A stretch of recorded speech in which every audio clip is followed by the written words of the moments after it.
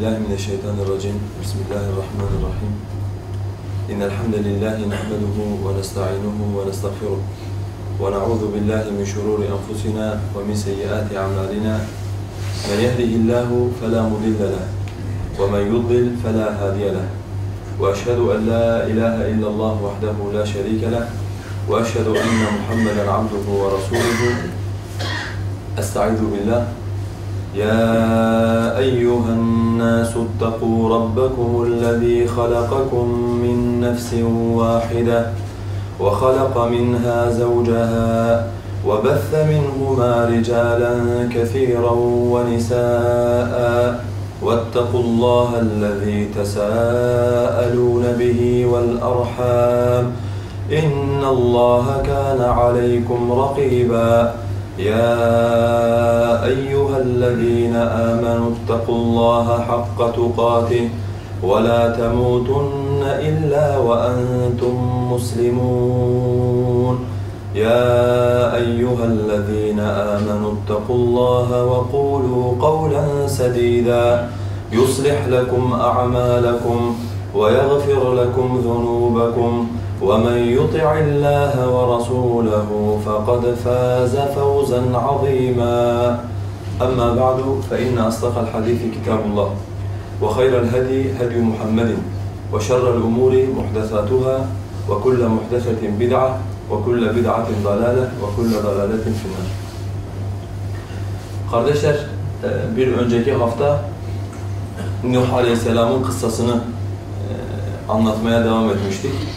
Konu olarak şöyle bir konuya başlamıştık, hatırlarsanız kısa bir hatırlatma yapayım, sonra yeni konuya başlayalım. Demiştik normalde peygamberler kavimlerine daveti getirdikleri zaman, yani tevhidi getirdikleri zaman, Allah'ı bilmeyin dedikleri zaman peygamberlerin kavimleri onlara karşı bir tepki gösterdiler. Onların karşısında durdular. Ve dedik günümüz davetçileri normalde peygamberlerin kavimlerinin peygamberlere gösterdikleri tepkileri iyi bilmek zorundadırlar. Niye derseniz eğer şundan dolayı, çünkü demiştik tevhidin mantığı, İslam'ın mantığı nasıl birse cahiliyenin mantığı da birdir. Yani bu ne demektir? Bu şu demektir. Bütün peygamberler aynı asıldan beslendikleri için ağızlarından çıkan kelimeler de aynı olmuştur. Hakeza cahiliye de şeytandan beslendiği için, nefisten ve hevadan beslendiği için onların ağzından çıkan kelimeler de bir olmuştur. Zariyat suresinden bir ayet-i kerime okumuştum size. Allah Azze ve Celle Zariyat suresine diyor ki كَذَٰلِكَ مَا أَتَى الَّذ۪ينَ مِنْ قَبْلِهِمْ مِنْ رَسُولٍ اِلَّا قَالُوا سَاحِرٌ اَوْ مَجْنُونَ. Aynı şekilde diyor, onlardan öncekilere hiçbir peygamber gelmesin ki mutlaka ya sihirbaz dediler veyahut da delidir dediler. Allah Azze ve Celle soruyor, اَتَوَاسَوْ بِهِ. Bunu birbirinize tavsiye mi ediyorsunuz? Bunu birbirinize vasiyet olarak mı bırakıyorsunuz? بَلْهُمْ قَوْمٌ طَاغُونَ. Bilakis onlar haddi aşan bir kavimdirler diyor Allah Azze ve Celle. Şimdi kardeşler şunu hiçbir zaman unutmayın. Ömer radıyallahu anh'ın şu sözünü hatırlatmıştım size. Cahiliyeyi bilmeyen insanlar cahiliyeye düşmeye mahkumdurlar. İnnemâ tunqadu ural İslâmi urveten urveten izâ neşe'e fil İslâmi men lâ ya'riful cahiliye. İslam'ın bağları halka halka, tane tane kopar dedi Ömer radıyallahu anh. İslam'da cahiliyeyi bilmeyen insanlar yetiştiği zaman. Yani Allah Azze ve Celle Kur'an-ı Kerim'de diyor وَكَذَٰلِكَ نُفَصِّلُ الْآيَاتِ وَلِتَسْتَب۪ينَ سَب۪يلُ الْمُجْرِمِينَ. Biz ayetleri açık bir şekilde açıklarız ta ki mücrim olan insanların yolu açığa çıksın diye. Yani bu Kur'an sadece bize iyileri ve iyiliği anlatmamıştır. Kötüleri ve kötülüğü de anlatmıştır beraberinde.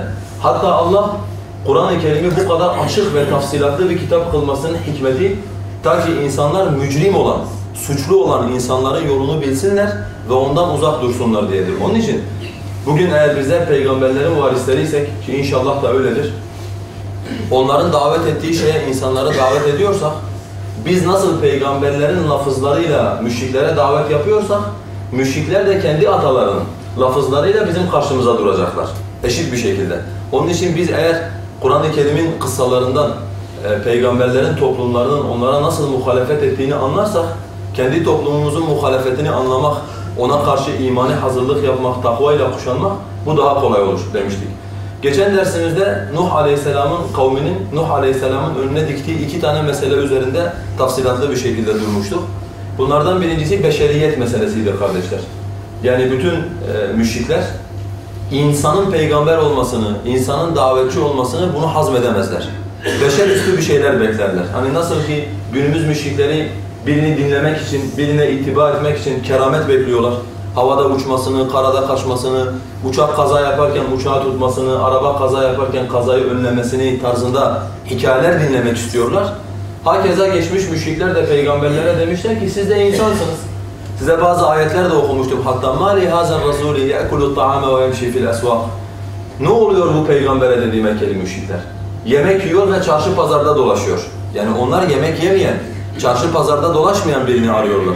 İsra suresinde Allah Azze ve Celle diyor وَمَا مَنَعَ النَّاسَ اَنْ يُؤْمِنُوا اِذْ جَاءَهُمُ الْهُدَى اِلَّا اَنْ قَالُوا اَبَعَثَ اللّٰهُ بَشَرًا رَسُولًا Kendilerine hidayet geldiğinde insanları iman etmekten alıkoyan tek şey Allah şey mi gönderdi? Yani göndere göndere Allah bize beşer olan bir peygamber mi gönderdi demeleridir diyor. Onun için biz demiştik beşeriyet iddiası veya müşriklerin sen de bir beşersin, sen de bir insansın demesi eski zamanın en meşhur davetin karşısına diktikleri engellerden biriydi. Maalesef günümüzde de öyledir. İkincisi ise kendi değer yargılarıyla Müslümanları yargılama. Mesela Nuh Aleyhisselam'dan bir şey aktarmıştık. Demiştik ki Nuh Aleyhisselam'a dediler ki مَا نَرَاكَ اتَّبَعَكَ اِلَّا الَّذ۪ينَ هُمْ اَرَاذِلُنَا بَادِيَ الرَّأِي Sana tabi olanlara bakıyoruz ey Nuh.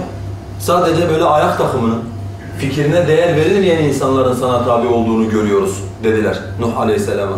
Yani müşriklerin mesela her dönemde bazı değer yargıları var. Örneğin o dönemin müşrikleri için önemli olan şey ne?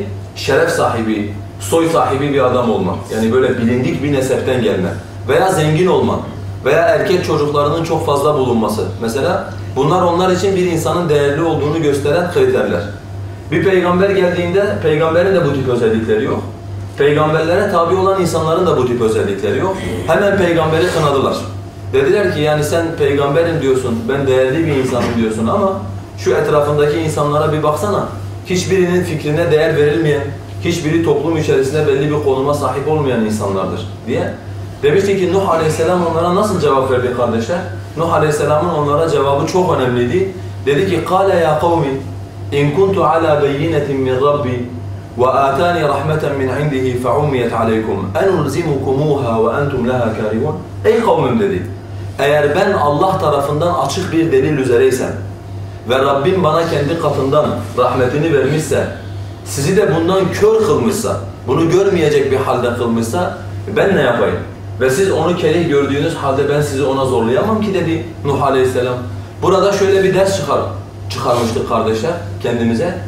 Hatırlarsanız demiştik ki cahiliye Müslümanların önüne bir takım değer yargıları koyduğu zaman Müslümanlar için yol ayrımı gelir. Ya Nuh Aleyhisselam gibi onlara derler ki sizin iddia ettiğiniz şeylerin bizim yanımızda hiçbir değeri yoktur. Biz yeter ki söylediklerimiz ve yaptıklarımızla delil üzere olalım. Kitaba ve sünnete uygun yaşayalım. Siz ne söylüyorsanız söyleyin bizim için önemli değildir. Demesi lazım Müslümanların. Veyahut da geçen dersimizde de anlattık. Mesela günümüz müşrikleri aynısını İslami camiaya nasıl yaptılar? Şöyle yaptılar. Dediler ki siz toplumu değiştirme iddiasındasınız. Toplumu dönüştürme iddiasındasınız. Doğru. Fakat biz size bakıyoruz, sizin içinizde bürokrat yok. Sizin içinizde bakan yok.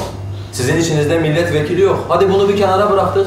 Bütün bir toplumu değiştireceğiz diyorsunuz ama sizin içinizde zengin adam bile yok dediler.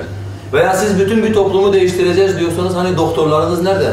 Mühendisleriniz nerede? Psikologlarınız nerede? Dediler. Keşke İslami kesim Nuh Aleyhisselam'ın yaptığı gibi onlara deseydi ki bunlar sizin cahiliyenizin değer yargılarıdır, bunlar bizi bağlamaz. Biz delil üzere olduktan sonra siz ne söylerseniz söyleyin bizi ilgilendirmez. Yani biz şu mevcut halimizle eğer kitaba ve sünnete uygun yaşıyorsak sizin söyledikleriniz bizi ilgilendirmez. Fakat maalesef İslami kesim çoğunlukla bu konudaki imtihanlarını kaybettiler. Dediler ki demek ki sözümüzün dinlenmesi için, bize mikrofon tutulması için milletvekiline ihtiyacımız var. Demokratik seçimlere katıldılar. Dediler ki demek ki okumadan bu iş olmuyor. Okullar açtılar, okullara putlar diktiler. Kendileri cahiliyeden kurtulma iddiasındayken kendi çocuklarını putlara ibadet ettirdiler. Kendi çocuklarına tağutları sevdirdiler. Dediler ki demek ki bu şekilde olmuyor. Bizim zengin olmamız lazım, fabrikalar kurmamız lazım, sermaye toplamamız lazım vesaire. Para için birbirlerine düştüler. Dünya ehlinden hiçbir farkları kalmadı. parayla toplumu değiştirelim, dönüştürelim derken para onları değiştirdi, dönüştürdü, farkına bile varmadılar. Fakat Nuh Aleyhisselam gibi deselerdi ki onlar da kavimlerine, bunlar sizi bağlar. Yani bürokrasidir, paradır, eğitimdir, diplomadır. Bunlar cahiliyenin değer yargılarıdır ve bunlar sizi bağlar. Bizim için tek bir tane değer yargısı vardır. O da kişinin sözlerinin ve kişinin amellerinin Kur'an'a ve sünnete uygun olmasıdır. Beyine üzere olmasıdır. Deselerdi belki de bu imtihanlarını güzel bir şekilde atlatacaklardır. Onun için biz kendimize buradan bunu alacağız, ders olaraktan alacağız. Bize ne dayatılırsa dayatılsın, kabul göreceksiniz bunu yaptığınızda denilsin. Biz bunları elimizin tersiyle eğitip dememiz lazım ki biz beyine üzereysek gerisi bizi hiç ilgilendirmez. Şimdi geçen dersimizde Hud suresinden Nuh Aleyhisselam'ın kıssasını kısmen anlatmıştım. Bu hafta Mü'minun suresine geçeceğiz inşallah. Mü'minun suresindeki kıssayı anlatacağız. Allah Azze ve Celle diyor ki Mü'minun suresinde, Nuh yine kavmine geldi, Allah'tan başka hiçbir ilaha ibadet etmeyin, tek ilahınız Allah'tır dedi. Şimdi kavminin söylediğini, davetin karşısına diktiğini anlatacağım. Üçüncü bir madde olaraktan. فَقَالَ الْمَلَأُ الَّذ۪ينَ كَفَرُوا مِنْ قَوْمِهِ مَا هَذَا اِلَّا بَشَرٌ مِثْلُكُمْ. Onun kavminden kafir olan aristokratlar dediler ki, bu Nuh sizin gibi insandan başka bir şey değildir dediler. Burayı zaten geçen dersimizde anlatmıştık. Buranın üzerinde durmayacağım. مَا هَذَا اِلَّا بَشَرٌ مِثْلُكُمْ يُرِيدُ اَنْ يَتَفَضَّلَ عَلَيْكُمْ. Bu size üstünlük sağlamak istiyor. Bu davetiyle, anlattıklarıyla size üstünlük sağlamak istiyor. وَلَوْ شَاءَ اللّٰهُ لَاَنْزَلَ مَلَائِكَ. Eğer Allah dileseydi, Allah Azze ve Celle gökten melek indirirdi. مَا سَمِعْنَا بِهَذَا فِي آبَائِنَا الْاَوَّلِينَ. Biz bu Nuh'un anlattıklarını babalarımızdan hiç duymadık. İlk defa Nuh'tan diyoruz. اِنْ هُوَ اِلَّا رَجُلٌ بِهِ جِنَّةٌ. Bu öyle bir adamdır ki olsa delidir dediler. Yani varsa bunun aklında bir sorun var dediler. فَتَرَبَّسُوا بِهِ حَتَّى حِينَ. Belli bir zamana kadar bu adamı gözetleyin. Yani bu geçici bir hevestir. Belli bir müddet geçtikten sonra Nuh da söylediklerinden vazgeçecek dediler. Ne yaptılar o zaman kardeşler? Beşeriyet iddiasını geçiyorum. Bunu anlattık. 1. Peygamberin üstünlük kurmak istediğini söylediler insanlara. 2. Peygamberin söylemiş olduğu bu şeyin babaları tarafından hiç duymadıklarını söylediler. 3. Peygamberin deli olduğunu söylediler. 4. Peygamberin geçici bir hevese sahip olduğunu, belli bir zaman sonra bu fikirlerinden vazgeçeceğini söylediler. Allah nasip etse bu derste inşallah bu 4 tane maddeyi anlatacağım. 1.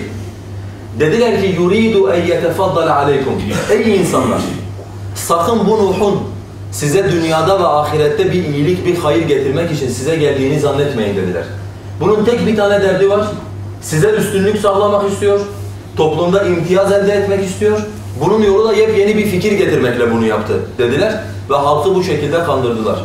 Bakın kardeşler, bütün cahiliyenin ortak yönü şudur. Kendi peygamberlerinin niyetini okurlar ve kendileri nasıl ahlaksız ve pis insanlarsa peygamberlerin de öyle olduğunu iddia ederler. Şimdi mesela şöyle düşünün, müşrikler ortaya attıkları din anlayışıyla ne yapmak istiyorlar? Toplumu sömürmek ve onları kontrol altına almak istiyorlar. Başka bir dertleri var mı?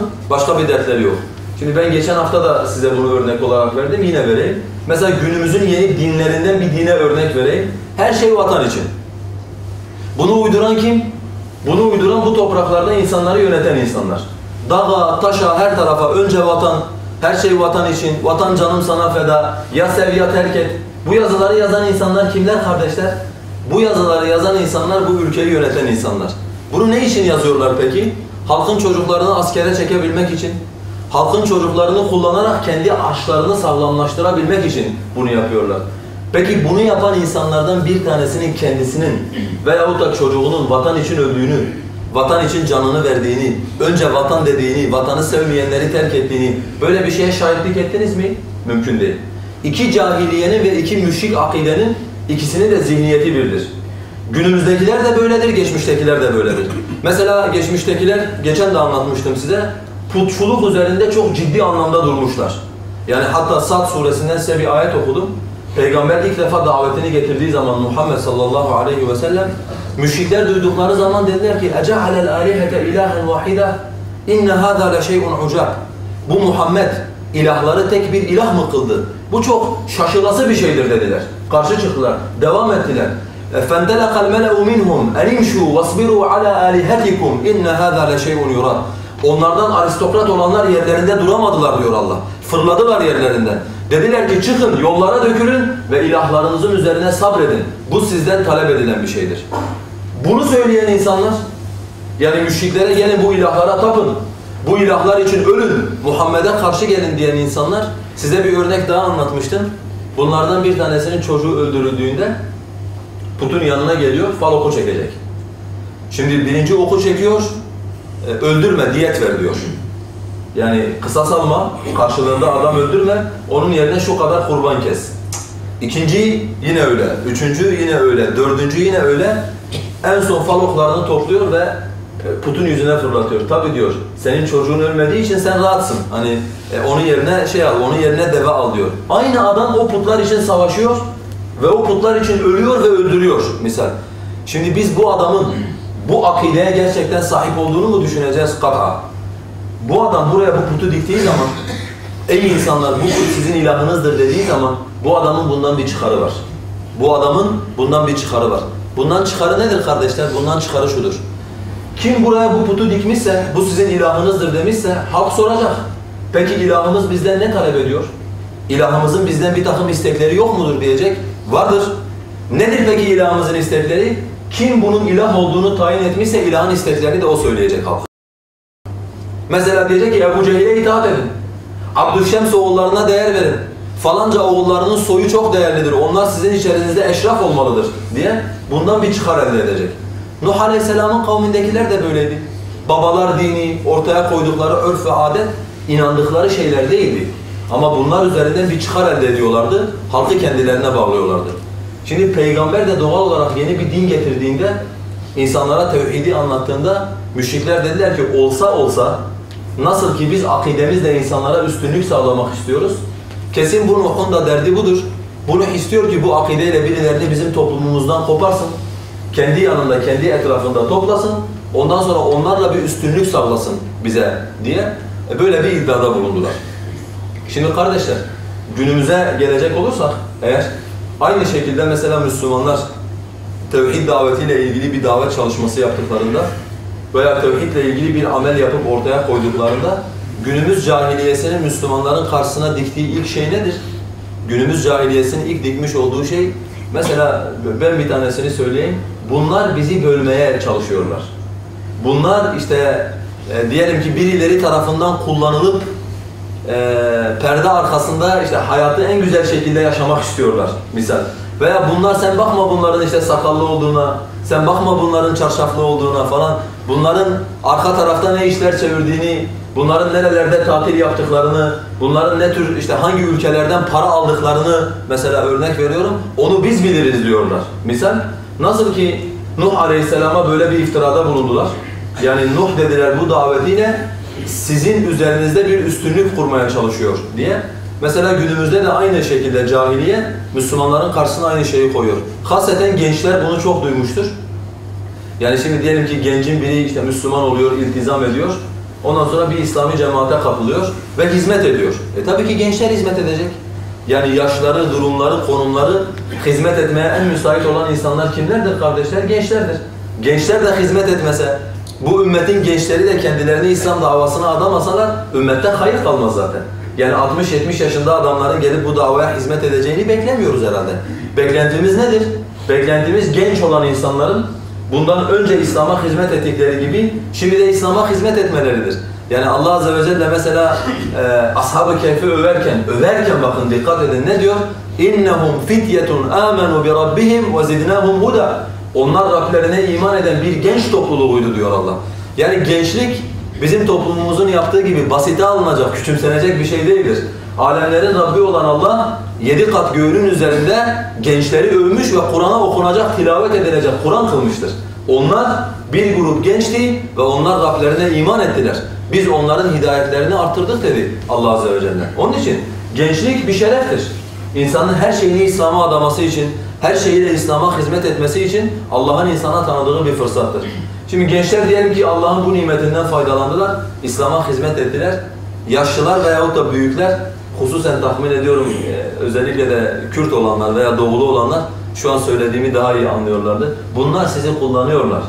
Bunlar sizin üzerinizden prim yapıyorlar. Hatta emin olun vallahi bir tane arkadaşın babası demiş, ben korkuyorum demiş, bunlar seni çalıştırıyor olabilirler. Yani hani çalıştırıp maaşını da alıyor olabilirler. Niye böyle bir şey söylüyor kardeş? Şundan ötürü. Çünkü kendi çocuğunu hep kullanılacak bir meta olarak görmüş. Yani onun çocuğuna bakış açısı bu. Bu çalışacak, her ay eve 500 TL, 600 TL para getirecek. Çocuğu 500 TL banknot olarak gördüğü için adam, çocuk başka birilerinin yanında İslam'a hizmet ettiği zaman doğal olarak adam zannediyor kesin bu 500-600'ü götürüp bize değil de onlara veriyor diye böyle bir mantığa sahip insanlar. Onun için biz bunları duyduğumuz zaman bunlar bizim imanımızı artıracak. Yani biz diyeceğiz ki geçen dersimizde de söyledik, Allah'a hamdolsun biz Nuh'un arkasında gidiyoruz, bunlar da atalarının arkasında gidiyorlar diye bu bizim imanımızı artıracak. Devam ettiler Nuh Aleyhisselam'a kardeşler. Dediler ki وَلَوْ شَاءَ اللّٰهُ لَاَنْزَلَ مَلَائِكَ. Eğer Allah dileseydi gökyüzünden melek indirirdi dediler. Aslında bu biraz da geçen derste anlattığımız şeyle ilintili bir şey. Yani bir beşer peygamber olamaz. Eğer biri peygamber olacaksa olsa bunun melek olması lazım dediler. Allah Azze ve Celle İsra suresinde bütün müşriklerin bu iddiasına şöyle cevap veriyor. Diyor ki قُلْ لَوْ كَانَ فِي الْأَرْضِ مَلَائِكَةٌ يَمْشُونَ مُطْمَئِنِّينَ لَنَزَّلْنَا عَلَيْهِمْ مِنَ السَّمَاءِ مَلَكًا رَسُولًا. De ki onlara, eğer yeryüzünde böyle mutmain bir şekilde, kendinden emin bir şekilde melekler dolaşıyor olsaydı, biz semadan onların üzerine melek peygamber indirdik.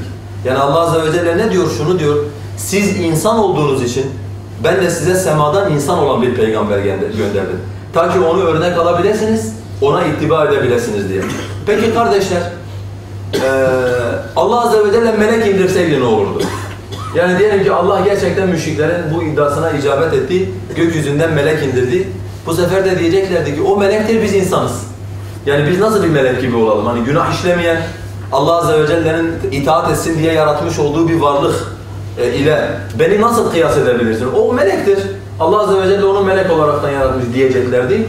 Allah Azze ve Celle bunu bildiği için Allah Azze ve Celle diyor siz insan olduğunuz için örnek alabilirsiniz, ona uyabilirsiniz diye ben size şey gönderdim. İnsan olan bir peygamber gönderdim diye. Günümüzde ise kardeşler belki birileri şunu söylemiyorlar. Niye Allah Muhammed'i indirdi de niye melek indirmedi diye. Bunu söylemiyorlar evet. Fakat şöyle yapıyorlar. Öyle bir Muhammed anlatıyorlar ki sallallahu aleyhi ve sellem melekten de daha üstün bir peygamber anlatıyorlar. Yani geçen hafta da hatırlarsanız bazı örnekler verdim. Mesela bir tanesi diyor ki peygamberimizin teri kokmazdı. Bir başkası diyor ki onun ağzı mis kokardı. Bir başkası diyor ki peygamberimizin dışkısı necaset değildi kesinlikle mesela. Bir başkası diyor ki peygamberimizde 100 erkek gücü vardı mesela. Bu peygamber 100 erkek gücü olan bir adam. Hani bir gün hepinizin bildiği bir kıssayı söyleyeyim. Bir gün evden çıkıyor, Ebu Bekir'le karşılaşıyor. Ebu Bekir'e soruyor, hayırdır ey Allah Resulü seni çıkaran neyse beni de çıkaran olur. Yani acıkmış, kendi evinde yiyecek bulamamış, çıkıp Müslümanların evinde yiyecek bulabilmek için evinden çıkmış. Ondan sonra da Ömer'i görmüşler. Şimdi kendinde 100 erkek gücü olan bir adam acıktığı zaman çıkıp sokaklarda ekmek araması, yiyecek araması düşünülebilir mi? Mümkün değil. Size bir hadis söylemiştim. Demiştim Enes radıyallahu anh diyor ki ben bir çocukla beraber peygamberin arkasında gezerdim ve elimde de su tutardım. Peygamberimiz ihtiyacını giderdikten sonra kendini temizlerdi. Bir hadis daha söyleyeyim. Abdullah ibn Mesud diyor, İmam Bukhari rivayet ediyor. Bir gün Allah Resulü bana seslendi. Ey Abdullah dedi bana 3 tane taş getir. Yani Aleyhisselatü Vesselam kadayı hacet yapacak. Bana 3 tane taş getir dedi diyor. Ben götürdüm. Hatta bunlardan bir tanesi diyor hayvan pisliğiydi. Aleyhisselatü Vesselam onu attı. Bu pistir dedi git bana onun yerine taş getir dedi. Eğer peygamberimizin dışkısı necis değilse Peygamber Aleyhisselatü Vesselam o zaman niye temizleniyor necasetten? Peygamber Aleyhisselatü Vesselam her cuma gusül alırdı. Ve ashabına da hani terliyorsunuz cuma gününde insanları rahatsız etmeyin hikmetini düşünerek cuma gusül almalarını emrederdi mesela. Sahabe geldi. Dedi ki ey Allah Resulü artık biz perişan olduk açlıktan. Hendeyi kazamıyoruz. Bak karnımıza taş bağladık dediler. Kaldırdı gömleğini. Siz bir tane bağladıysanız ben 2 tane bağladım. Yani ben sizden daha fazla açım ve açlığın sıkıntısını daha fazla çekiyorum dedi Aleyhisselatü Vesselam. Bunlar hepsi kardeşler. Peygamberlerin değerini düşürmez. Bilakis bunlar peygamberlerin değerini arttırır. Bir insan hiçbir sıkıntı çekmeden bir davayı savunuyorsa bunda bir fazilet, bunda bir erdem yoktur. Yani havada uçan karada benim ashabım hepsi işkence görecek. Benim yanımdaki insanlar açlıktan kırılacaklar. Ben ise havada uçacağım, denizin altında yürüyeceğim, havaya seccade atacağım. Sonra diyeceğim ki o insanlara gelin şunu yapın, gelin bunu yapın. Böyle bir şey olabilir mi? Bu fazilet midir? Bilakis bu insanın değerini düşürür. Ama bir insan zorlandığı halde, sıkıntı çektiği halde, problem yaşadığı halde Allah'ın dinine hizmet ediyor, hizmetten alıkoymuyorsa kendini, işte şeref ve erdem budur. Onun için müşriklerin kutsadıkları peygamber aslında bir şey değildir. Müşriklerin kutsamış oldukları peygamber aslında hiçbir şey değildir. Asıl peygamber kimdir? Onu bir beşer olarak kabul eden, onu melek seviyesine çıkarmayan ve bu haliyle ona ittiba eden Müslümanların inandığı peygamber, değerli olan peygamber sallallahu aleyhi ve sellem o peygamberdir. Dediğimiz gibi yani bunun günümüze yansıması şu anda peygamberlik olmadığından dolayı daha ziyade keramet beklentisidir. Yani hani mesela sen birine dersin gel falanca hoca işte tevhidi anlatıyor, davet yapıyor dersin. Karşındaki sana sorar. Efendi Hazretlerinin bir kerameti var mıdır? Hani büyük zatlar onun kerametine şahitlik etmişler midir diye. Yani şeytanlardan duydukları menkıbeleri bütün davetçilerden beraberinde duymak isterler. Bir şey daha söylediler kardeşler. Nuh Aleyhisselam'ın kavmi. Dediler ki مَا سَمِعْنَا بِهَذَا فِي آبَائِنَا الْاَوَّلِينَ Ey Nuh dediler biz senin bu söylediklerini babalarımızdan işitmedik. Hiç babalarımızdan senin bu söylediklerine dair bir şeyler duymadık dediler. Şimdi kardeşler bütün şirk toplumlarının ortak özelliği, bütün cahiliyenin ortak karakteri şudur. Kendilerinin karşısına hak geldiği zaman geçmişe dönüp biz geçmişte babalarımızda böyle bir şey duymadık diyerekten hakkın karşısına dikilmektir. Bakın mesela bir peygamber için Allah Azze ve Celle Kur'an-ı Kerim'de diyor, yanlış hatırlamıyorsam Hud Aleyhisselam olması lazım. اَجِئْتَنَا لِنَعْبُدَ اللّٰهَ وَحْدَهُ وَنَذَرَ مَا كَانَ يَعْبُدُ آبَاؤُنَا Sen bize bir tek Allah'a ibadet edelim ve babalarımızın ibadet ettiklerini de terk edelim diye mi geldin? Yani bakın Peygamber Aleyhisselatü Vesselam'ın davetinden anladıkları budur. Allah'a tek olan Allah'a ibadet edin ve atalarınızın taptıklarından da yapın, atalarınızın taptıklarını da terk edin. Allah Azze ve Celle diyor Kur'an-ı Kerim'de وَاِذَا قِيلَ لَهُمُ اتَّبِعُوا مَا أَنْزَلَ اللّٰهُ قَالُوا بَلْ نَتَّبِعُ مَا أَلْفَيْنَا عَلَيْهِ آبَاءَنَا Onlara gelin, Allah'ın indirdiğine, vahye, tevhide tabi olun denildiği zaman onlar derler ki biz babalarımızı üzerinde bulduğumuz yola tabi oluruz diye. Allah cevap veriyor bu şüpheye. اَوَلَوْ كَانَ آبَاؤُهُمْ لَا يَعْقِلُونَ شَيْئًا وَلَا يَهْتَدُونَ Ya onların babaları akletmiyor idiyse, ya onların babaları doğru yolu bulmamış idiyse, ya babalarınız sapıksa diyor Allah Azze ve Celle ki Mekkeli müşriklere bunu söylüyor. اِنَّهُمْ أَلْفَوْا آبَاءَهُمْ ضَالِّينَ Onlar babalarını sapık bir yol üzere buldular diyor Allah Azze ve Celle. Onun için siz insanlara tevhid davetini götürdüğünüz zaman karşıdaki adam da size biz böyle bir şeyi hiç duymadık. Biz bunu ilk defa senden duyuyoruz. Veyahut da bu kadar hoca, bu kadar alim, bu kadar şeyh, bunların hiçbir tanesi bunları söylemiyor dediği zaman bizim aklımıza gelmesi gereken şey budur. Bu cahiliyenin ortak karakteridir. Yani muvahhidler onların karşılarına İslam davetini getirdikleri zaman onlar muvahhidlerin karşısına neyi koyarlar? Biz babalarımızdan böyle bir şey, biz günümüzde değişti bu tabir tabi. Biz hocalarımızdan, biz şeyhlerimizden senin bu anlattığına benzer hiçbir şey duymadık, hiçbir şey dinlemedik derler. Daha sonra dediler ki kardeşler Nuh Aleyhisselam için اِنْ هُوَ اِلَّا رَجُلٌ بِهِ cinne. Bu peygamberde delilik vardır dediler. Bu peygamberde delilik vardır dediler. Şimdi normalde bir topluluk bir insanın deli olduğuna hükmetmişse ondan sonra onu kendi haline terk eder. Yani dersin delidir ne yapsa yeridir. Hani kendi haline bırakırsın, deliyle ilgilenmezsin. Fakat müşrikler bunu söylemekle beraber tabiri caizse peygamberlerin emdikleri sütü peygamberlerin burnundan getirmişler.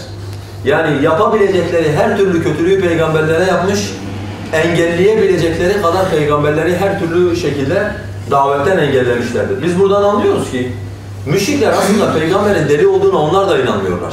Deli olduğuna inansalar böyle bir şey yapmazlar. Peki niye deli diyorlar peygambere?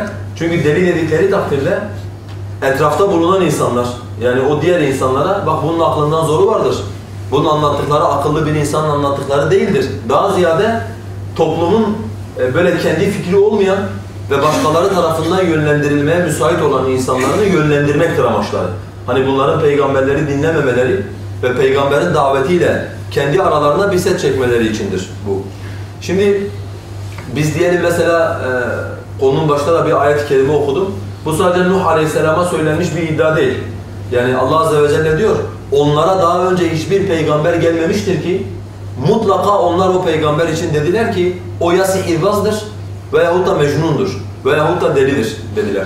Mesela siz bugün diyelim ki tevhidi anlatırken değil de daha ziyade tevhidin gereklerini anlatırken. Şimdi bir tevhid var, bir de tevhidin gerekleri var biliyorsunuz kardeşler. Ve tevhidle tevhidin gerekleri birbirinden kesinlikle ayrılmaz. Niye? Çünkü bizim yanımızda amel ile iman birbirinden ayrılmaz.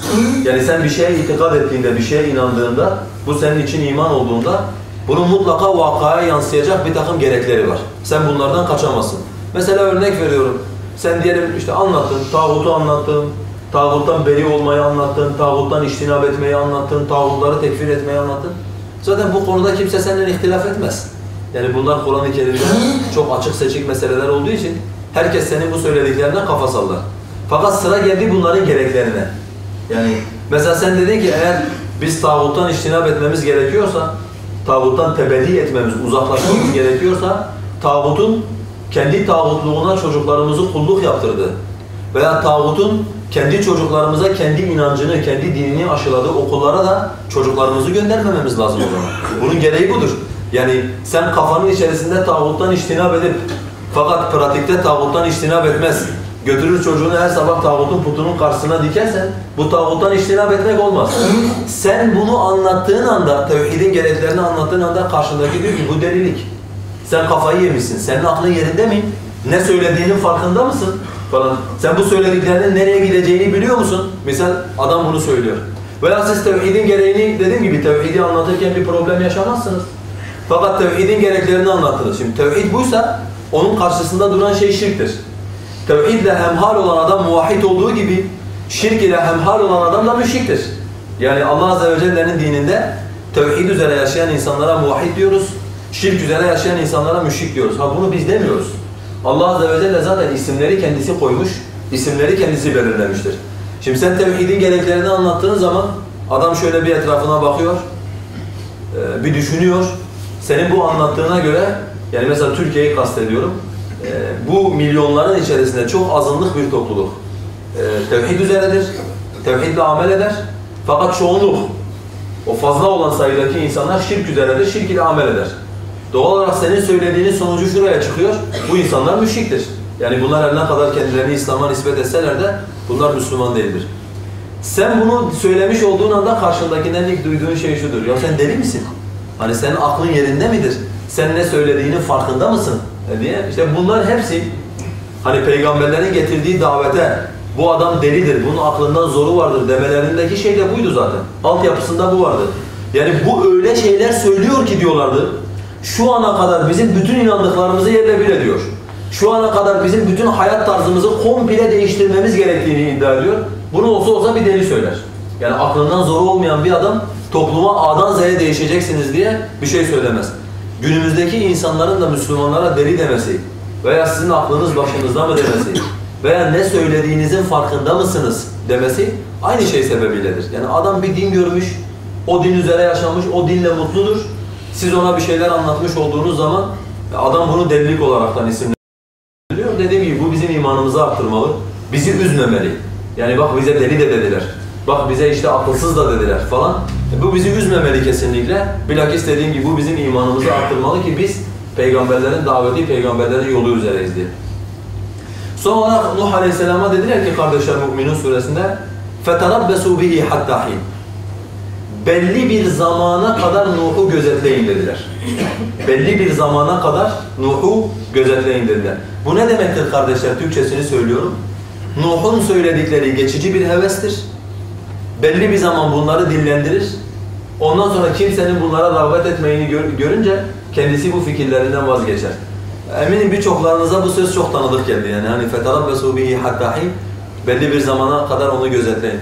Mesela bugün hususen biraz daha yaşı genç olanlarımız tevhidi anlattıkları zaman yani çok affınıza sığınarak söylüyorum kaşarlaşmış olan bazı tipler var. Yani artık yaşadıkları piyasada o kadar kendi dinleriyle oyun oynamışlar, o kadar kendi dinleriyle dalga geçmişler ki yani argo olarak ifade edilebilecek tek bir tabir var, artık şey olmuşlar, akide kaşarı olmuşlar. Yani zihniyet kaşarlaşmış. Sen bu adama tevhidi anlattığın zaman sırıtarak pişkin pişkin arkasına yaslanıyor. Diyor ki işte ben de bir zamanlar senin gibiydim. Sen de bir zaman diyor bunları söylersin. Ondan sonra sen de vazgeçersin diye sana bunu söylüyor. Yani aslında Nuh'un kavminin Nuh'a söylediğiyle bunların söylediği arasında hiçbir fark yok. Bu geçici bir hevestir. Bu geçici bir hevestir. Belli bir zamana kadar bunu dillendirecek. Fakat belli bir zamandan sonra bunu dillendirdikten sonra tekrardan bundan vazgeçecek. Delil, kendi dinini dünya karşılığında satmış insanların hayatı. Yani onlar da bir zamanlar bu fikirleri şey yaptılar, dillendirdiler. Fakat belli bir zaman geçtikten sonra hayatın zorluklarına karşı direnemediler. Ondan sonra fikirlerinden, akidelerinden tekrardan geri döndüler. Sen de günün birinde fikirlerinden, bu söylediklerinden geri dönersin. Sen gördüğün bu bozulmuş, kokuşmuş tiplerdense Allah'ın dini üzere sebat eden, bozmadan, değiştirmeden bu akide üzere duran ve son nefesini de bunun üzere veren insanlar da var. Onları da görebilirsin. Ha, şunu söylersen, çoğunluk akidelerinden dönmüştür. Çoğunluk bu konuda fikirlerini değiştirmiştir. Bunu senin söylemene gerek yok. Bu Allah Azze ve Celle'nin hükmüdür zaten. Yani Allah Azze ve Celle çoğunluğa hükmederken ya çoğunluğun hidayet bulmayacağını veya hidayet bulduktan sonra hak üzere sebat edemeyeceğini zaten alemlerin Rabbi olan Allah söylemiş. Ve Peygamber de bunu bize hatırlatarak bizi korkutmuş. Daha dört elle İslam'a sarılalım, daha sadık olalım, daha ihlasla amel edelim diye Peygamber Aleyhisselatü Vesselam zaten bizi korkutmuş. Bu söylenirse bunu anlarız. Fakat işte diyelim ben kendimden hatırlıyorum. Yani ilk defa davet yaptığım bir abi, Allah-u Alem inşallah şehit olan bir kardeşimizin abisiydi. Yani o bana demişti gel böyle ciddi anlamda davet yaptım. Halkın arasından birine davet yaptım. Allah şehadetini kabul etsin. Bir kardeşimizin abisiydi. O da eskiden bu fikirlere inanmış. Şimdi ben ilk ona anlattım. Beni dinledi. Dedi ki şeydir. Doğru söylüyorsun, güzel söylüyorsun ama dedi belli bir zaman geçtikten sonra tahmin ediyorum bu fikirlerinden dönersin. Ne zaman dedim, ne kadar belli bir zaman geçtikten sonra? Dedi mesela sen hele bir okulu bitir, bir iş aramaya başla ben o zaman seni görürüm diye. Neyse o iş bitti geldik. Ondan sonra ben dedim ben hala bu inancım üzerineyim. Yani iş zamanı da geldi artık çalışacağız. Siz dedi hele bir evlenin. Ben sizi o zaman görürüm diye. Neyse evlendim. Zaten ilk evlendiğimde İstanbul'a geldiğimde onların evinde kaldım Mısır'a gitmek için. Yine söyledim dedim ama ben evlendim. Yine şey var. Yine ben aynı şey üzereyim. Ya dedi bunlar kolay hele bir çoluk çocuk olsun. Çoluk çocuğun bir derdi başlasın. Ondan sonra sizi görürüm. Veya dedi şimdi siz bunları bir söyleyin. Bunların hayatta bir karşılığı var. Yani işte gözaltına alınırsınız, cezaevine giderseniz insanlar sizi dışlar, etrafınızda adam olmaz falan. Sizi o zaman görürüz diye. Şimdi bana bu ve bunu gerekçe olarak neyi söylüyor ama yani burası bizim için önemli. Ben de bir zamanlar sizin gibi inanıyordum. Fakat daha sonra hayatın gerçekleriyle karşılaştığım zaman anlatılanların öyle kitaplarda yazılı olduğu, kitaplarda yazıldığı gibi olmadığını anladım ve beraberinde fikirlerimi değiştirdim diyor adam. Onun için kardeşler şimdi siz mesela bu bizi gevşetmemeli veyahut da bizi korkutmamalı.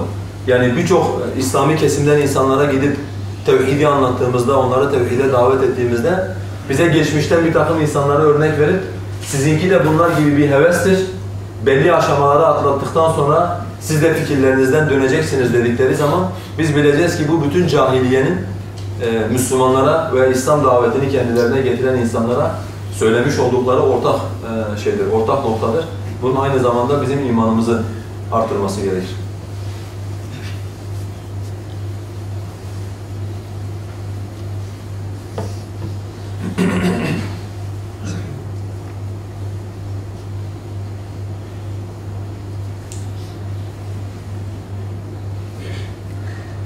Yunus suresinde bir de Şuara suresinde müşriklerin Nuh Aleyhisselam'dan bir talepleri daha var kardeşler. Yani Nuh Aleyhisselam onlara davetini götürdüğü zaman işte bu saydıklarımızı söylediler. Hani özetleyecek olursak sen beşersin dediler.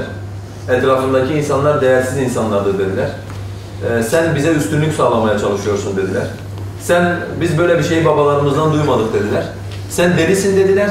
Seninki geçici bir hevestir dediler. Şimdi bunları söyledikleri zaman baktılar ki Nuh Aleyhisselam davetinden vazgeçmiyor. Daveti üzerinde sebat ediyor. Bu sefer Nuh Aleyhisselam'a dediler tamam. Yanındaki fakir fukarayı yanından kov. Değersiz insanları yanından kov. O zaman gelir seninle oturur, seninle konuşuruz dediler. Yani yanındaki Müslümanları yanından kovmasını istediler. Nuh Aleyhisselam da onlara dedi ki وَمَا أَنَا بِطَارِدِ الَّذ۪ينَ آمَنُوا Ben iman eden insanları kendi yanımdan kovacak değildim. وَمَا أَنَا بِطَارِدِ الَّذ۪ينَ آمَنُوا Siz istediniz diye ben iman eden insanları kendi yanımdan kovacak değilim. اِنَّهُمْ مُلَاقُ رَبِّهِمْ وَاِنِّي أَرَاكُمْ قَوْمًا تَجْهَلُونَ Onlar Rableriyle mutlaka karşılaşacaklardır ve ben sizi cahil olan insanlar olaraktan görüyorum. قَالَ يَا قَوْمِ مَنْ يَنْصُرِنِي مِنَ اللّٰهِ اِنْ تَرَدْتُهُمْ اَفَلَا تَذَكَّرُونَ Dedi ki ey kavmim hadi ben bunları kovdum diyelim. Yani yanımdan gönderdim. Kim peki bana Allah'tan yardım edecek? Yani Allah bana bunları yanında tut diyor. Siz de bana bunları yanından gönderin diyorsunuz. Peki ben bunları yanından gönderirsem Allah'a karşı bana kim yardım edecek? Allah'ın emrine isyan ettiğimde, Allah beni cezalandırmak istediğinde bana kim şey yapacak, bana kim yardım edecek diye bu istek davetin karşısında diyebiliriz ki hemen hemen bütün peygamberlerin karşısına aslında getirilmiş olan isteklerden bir tanesidir. Mesela aynısını Peygamber Aleyhisselatü Vesselam'a da söylediler. Geldiler, sahabe anlatıyor. Biz diyor peygamberimizle beraberdik. Müşrikler peygamberimize geldiler dediler ki ey Muhammed senin yanında kim var? Düne kadar bizim kölemiz olan, bizim ayak işlerimizi yapan insanlar var. Sen diyorsun gelin bunlarla beraber oturun ben size din anlatayım. Tamam bunları gönder yanında. Biz seninle baş başa kalalım. Seninle beraber oturalım.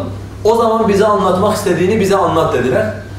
Demek Peygamber Aleyhisselatü Vesselam da düşündü. Yani acaba dedi gerçekten ben şimdi Müslümanlar zaten benimdir. Yani bu adamlar zaten iman etmiş olan adamlar. Bunları yanımdan bir müddet uzaklaştırsam, Mekke'nin eşrafından büyüklerinden birilerini alsam, oturtsam ve onlara anlatsam, belki bunlar Müslüman olsalar, bu fakir fukara olan, gariban olan Müslümanlara da belki bir yardımları dokunur.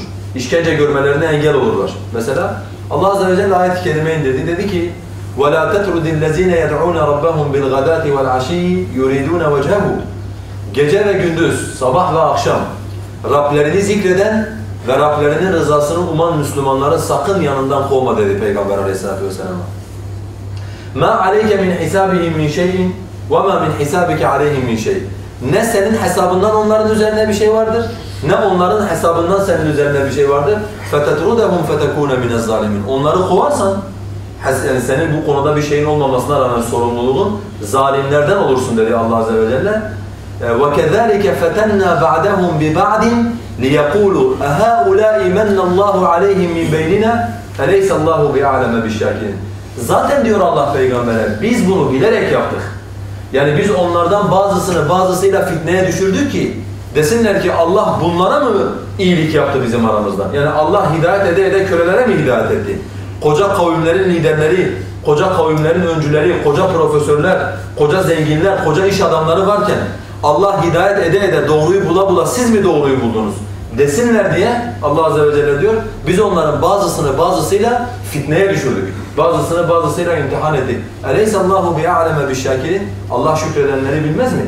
Yani bunlar şükretmeye layık olan kullar olduğu için Allah Azze ve Celle bunlara hidayet etti. Bunlar ise şükretmeyecek, azgın bir taife olduğu için Allah Azze ve Celle bunları sapıklıkta tuttu ve bunları da bunlarla imtihan etti diye. Onun için kardeşler, davetin önüne bir takım engeller konduğu zaman eğer davetçiler buna rağmen birbirlerine kenetlenir, buna rağmen birbirlerine sahip çıkarlarsa bu sefer müşriklerden yeni bir talep gelir davetin karşısına. Yanınızdaki Müslümanları kovun, ondan sonra oturalım, ondan sonra konuşalım derler. Şimdi tabi dediğimiz gibi yani Nuh Aleyhisselam'ın sözünü söyledik. Hani ben bunları kovarsam Allah'a karşı kim bana yardım edecek peki diye. Veya Peygamber Aleyhisselatü Vesselam'a Allah'ın söylediğini söyledik. Sakın bunları kovup zalimlerden olma dedi Peygamber Aleyhisselatü Vesselam'a. Şimdi mesela günümüzde müşrikler şöyle düşünün kardeşler. Şimdi eskiden nüfus çok azdı. Yani mesela diyelim ki bir Nuh Aleyhisselam'ın kavminde 100-150 tane adam diyelim var. Veya Mekke'de bir 1000 tane adam var. Yani peygamberlerle müşrikler direkt muhatap oluyorlar. Karşı karşıya konuşuyorlar. Şu anda böyle bir imkan yok. Yani şu anda zaten hani şahıs yönetiminden çıktığı için ülkeler daha ziyade bir sistem haline gelmiş vaziyette. Bir de şimdi 70 milyon insan var. Yani sistem hangi birini tek tek karşısına alsın, peygamberlere söylenilen bu sözleri direkt onların şahıslarına söylesin. Böyle bir şey mümkün değil. Ama nasıl yapıyorlar bunu? İşte bir takım planlar yaparak, bir takım projeler geliştirerek, bir takım kanunlar çıkararaktan şey yapıyorlar. Mesela diyelim ki geçmiş cahiliyenin peygamberlerine yaptıklarını günümüzdekiler de kendi davetçilerine yapıyorlar. Mesela bu konuyla alakalı hususen benim çok dikkatimi çeken bir şey var. Onu sizinle paylaşacağım inşallah. Şimdi normalde mesela diyelim ki hocalık yapan, İslam davetine öncülük eden insanların Müslümanları kucaklaması gerekir. Yani işte bir cemaat çalışmasıdır vesaire, bu ayrı bir konu, bambaşka bir konu.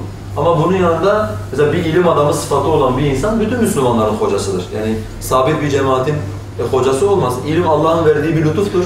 Allah'ın ona öğrettiğini o da bütün Müslümanlara öğretmek zorundadır. Bu normalde olması gereken bir sıfat. Şimdi geçmiş cahiliyenin peygamberlere yaptığını nasıl beklersiniz? Şöyle beklersiniz. Hani sistem gelecek, direkt bir tane hocayı karşısına alacak, ona diyecek ki işte sen falanca adamları yanından kov, falanca filancalarla arana mesafe koy, biz senin tehlikeli olmadığına o zaman kanaat getirelim. Yani günümüzdeki söylem de bu. Seni dinleyelim değil, senin tehlikeli olmadığına o zaman kanaat getirelim diye. Şimdi mesela diyelim, yani ben duyduğum bir şeyi sizinle paylaşayım tabii. Yani ben çok gülmüştüm açıkçası duyduğum zaman. Hani bir insanda bu kadar basiret körelmesi yaşanabilir mi diye şaşırmıştım. Adamın bir tanesi diyor ki, özel harekattan diyor, işte istihbarattan diyor, polisler var. Benim yanıma geliyorlar diyor. Bana bir takım sorular yapıyorlar. Bana bir takım sorular soruyorlar diyor. Ben onların sordukları sorulara cevap veriyorum diyor. Ama diyor sonunda da hepsine diyorum siz Müslüman değilsiniz. Siz kafirsiniz diyorum. Onlar da diyor hoca işte dua et Allah bize hidayet etsin falan. Bu şekilde. Allah'ın izniyle diyor ben onlara anlatıyorum. Onları kendi yanımdan gönderiyorum. Konu bitti, şimdi başka bir konuya geçiyor adam. Ara sıra da diyor bana faydaları da var aynı zamanda. Allah hidayet etsin. Allah önce akıl versin, ondan sonra hidayet etsin. Ara sıra da diyor bana faydaları var. Mesela kimin tehlikeli olduğunu, kimin yanlış işler yaptığını, kimin Müslümanlara zarar vereceğini bana söylüyorlar. Yani bakın kardeşler, dersin başında ne dedim? Bir insan cahiliyeyi bilmezse, cahiliye hakkında kitap yazar fakat kendi cahiliyenin içerisine düşmüştür, bundan haberi yoktur. Yani cahiliye kavramı diye ümmete kavram anlatır, cahiliye kavramı diye kavram yazar, millete anlatır fakat kendisi cahiliyenin içerisine düşer, bunun farkında bile değildir adam. Ve bu adam, yani bunu anlatan adam, benim bizzat aşı kulaklarımla duyduğum adam, onların tehlikeli dediği, zararlı dediği Müslümanlarla arasına mesafe koyuyor. Yani bu adam yanlış işler yapıyor, bu adam zararlı işler yapıyor diyor, arasına mesafe koyuyor. Bu modern cahiliyenin Müslümanları birbirinden ayırmak için oynamış olduğu tuzaklardan bir tanesidir. Mesela sistem bir şey çıkarır, bir genelge yayınlar. Örnek veriyorum, der ki falanca ülke falanca cemaati terör listesine aldı. Şimdi günümüzde Müslümanları yanınızdan kovun demenin modern halini söylüyorum. Falanca ülke falanca adamları terör listesine aldı. Şimdi sen o cemaatten olmayabilirsin. Sen o cemaate destek vermeyebilirsin. Sen o cemaati belli konularda tasvip etmeyebilirsin. Bu sana kalmış bir şey. Fakat onlar onu terör listesine aldı diye sen arana onunla mesafe koyar, aman bunlar tehlikeli adamlar bizden uzak dursunlar dersen, sen o zaman cahiliyenin söylemiş olduğu tuzağın içerisine düşmüş olursun. Zaten cahiliyenin derdi seni bu anlamda birbirinden koparmaktır. Sen sevmesen bile, bazı konularda katılmasan bile cahiliyenin karşısında kardeşlerinin ırzını müdafaa etmen gerekir. Cahiliyenin karşısında kardeşlerini savunman gerekir beraberinde. Ta ki onların istemiş olduğu tuzağa sen düşmemiş olasın diye. Onun için kardeşler, yani mesela diyelim ki bugün Türkiye'de özellikle yapılan şeylerden bir tanesi ne? Bazı davetçileri etiketlemek. Yani sistem, bazı da adam normal herkes gibi davetini yapıyor. Yani bütün davetçiler nasıl davetini yapıyorsa adam da herkes gibi davetini yapıyor. Yani iki tane ağzı yok. Konuştuğu zaman sesini 100.000 insana ulaştırma gibi özel bir yeteneği yok. Yani herkes gibi o da insanları karşısına alıyor, davetini yapıyor. Fakat sistem bazı insanlara etiket yapıştırıyor. Çok tehlikeliymiş gibi, çok problemliymiş gibi, sistem buna ve bunun çevresinde bulunan bütün insanlara sıkıntı verecekmiş gibi. Aslında bunun arkasında yatan şey nedir? Müslümanlara şunu söylüyor, şu adamla arana mesafe koy. Bu adamı kendi yanından uzaklaştır. Bu adamla aynı platformda bir araya gelme mesela diye. Müslümanlar bilakis bu tip oyunları gördükleri zaman birbirlerine daha fazla kenetlenmeleri lazım. Demek ki cahiliye Müslümanların sevgisinden, Müslümanların kardeşliğinden korkmuştur. Ve türlü oyunlar yapmak suretiyle Müslümanları birbirinden koparmak, Müslümanları birbirinden ayırmak istiyor diye Özellikle Müslümanların buna dikkat etmesi gerekir. Aksi halde dediğim gibi cahiliyeyi anlatırız, insanlara cahiliyenin kötülüklerini zikrederiz. Fakat farkında olmadan bizzat biz kendimiz cahiliyenin içerisine düşebiliriz ki Allah muhafaza diyelim. Buraya kadar anlattıklarım inşallah kardeşler. İkinci kısmını anlatmış oldum. Zaten burayı bitirdim. Yani Nuh Aleyhisselam'ın davetinin karşısına çıkarmış oldukları engeller kısmını Allah'ın izin verdiği kadarıyla bitirmiş oldum. İnşallah Allah Azze ve Celle nasip eder, önümüzü açarsa önümüzdeki hafta kıssanın kalan kısmından devam etmeye çalışacağız Allah'ın izniyle. Allah Azze ve Celle'den temennim bu anlattıklarımızı hem anlamayı hem yaşamayı hem de bunların üzerine can vermeyi bizlere nasip eylemesidir. Allah Azze ve Celle'den dileğimiz bizleri burada taati üzere bir araya topladığı gibi kıyamet gününde Peygamberimizin ham sancağı altında bizleri bir araya toplamasıdır. Allah Azze ve Celle'den temennimiz bizleri dünyadayken kardeş kılıp bizi bu nimetle nimetlendirdiği gibi kıyamet gününde kendi cemaline, kendi vecihine bakmayı da bu nimetle de bizleri şereflendirmeyi bizlere nasip eylemesidir. Allah'tan dileğimiz yeryüzünün doğusunda veya batısında İslam'a insanları davet eden, hak dini insanlara anlatan davetçilerin ayaklarını sabit kılmasıdır. Onlara takvayla, basiretle azıklanmayı nasip eylemesidir. Allah hasreten Allah Azze ve Celle'nin kelimesini yüceltmek için mücadele eden mücahit kardeşlerimizin ayaklarını sabit kılsın. Onların yardımcısı olsun. Onlara karşı kafirlerin kurduğu tuzakları onların boynuna geçirsin. Allah'ın En-Nasir, En-Nasir ismiyle Müslüman kardeşlerimize bizden öncekilere yardım ettiği gibi yardım etmesini Allah'tan temenni ediyoruz. Ve Allah Azze ve Celle'den dileyip sahada İslam'a hizmet eden tevhid ehlinin arasındaki ayrılıkları gidermesi, kalplerine ülfet kılması, birbirlerini sevgili kılmasıdır. Allahumme amin, Allahumme amin, Allahumme amin. Ve ahiru da'vana elhamdülillahi rabbil alemin.